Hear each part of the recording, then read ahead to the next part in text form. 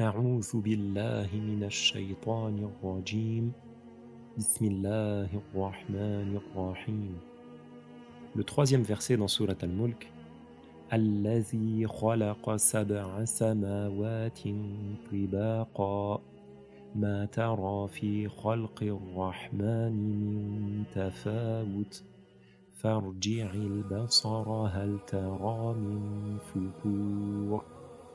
Allah a créé 7 cieux l'un au-dessus de l'autre. Ô être humain, tu ne verras pas d'erreur dans la création de Ar-Rahman. Regarde à plusieurs reprises, y vois-tu un quelconque défaut? Alladhi khalaqa sab'a samawatin tibaqa. Allah a créé 7 cieux qui sont les uns au-dessus des autres. Les cieux, ils ne sont pas en contact les uns avec les autres, ils sont séparés les uns des autres par une grande distance. Le ciel est au-dessus des êtres humains comme un toit. Le ciel du bas-monde, ce ciel que l'on voit lorsqu'on lève la tête, c'est le premier des 7 cieux que Allah a fait exister. Certains pourraient penser qu'il est proche, alors qu'en réalité, il est à une distance de 500 années. Puis au-dessus du premier ciel se trouve le deuxième, puis le troisième, et ainsi de suite. Et entre chaque ciel, il y a une distance de 500 années qui les sépare. Allah a créé 7 cieux, l'un au-dessus de l'autre. Ma tara fi khalqi ar-Rahmani min tafawut.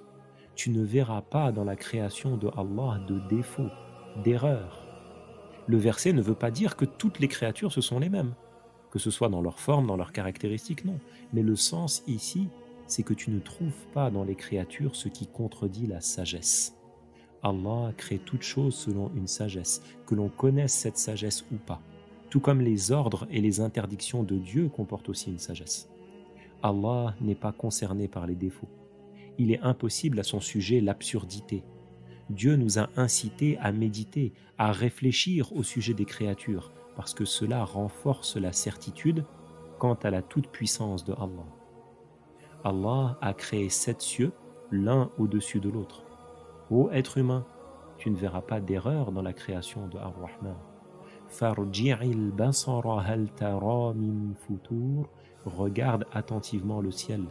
Est-ce que tu y vois des défauts ou des fissures? Les cieux ont un mérite selon le jugement de Allah. Ils sont la demeure des anges.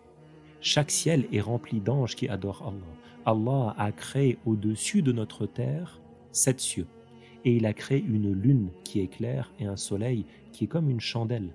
Et tout ça, ce sont des signes de la toute-puissance de Allah. Dieu a ordonné à l'être humain d'observer la création encore et encore pour augmenter en certitude quant à la toute-puissance du Créateur.